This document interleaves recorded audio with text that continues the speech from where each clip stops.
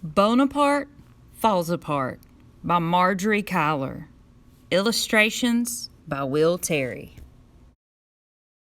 Bonaparte was falling to pieces, and this really shook him up. Especially when he rode his bike, or played catch, or visited the doctor's office.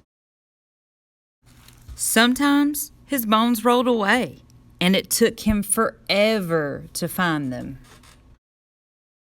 "What will happen when school starts?" Bonaparte asked his friends as his hand clacked to the sidewalk. "I'm falling apart. Everyone will make fun of me."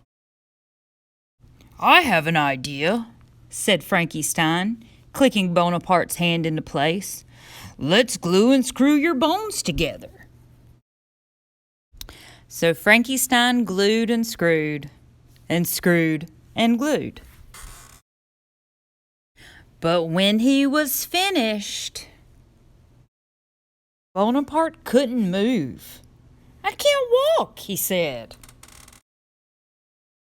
Frankenstein had to undo all his hard work. "I have another idea," said Blacky Widow. "I'll spin and pin a web around you." So Blacky Widow spinned and pinned and spinned. But when she was finished,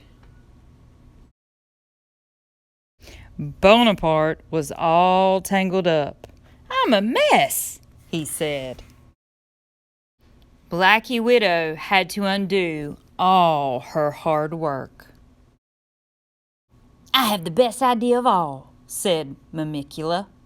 "I'll wrap and strap your bones in place." So Mamicula wrapped and strapped and wrapped. But when he was finished, Bonaparte couldn't see.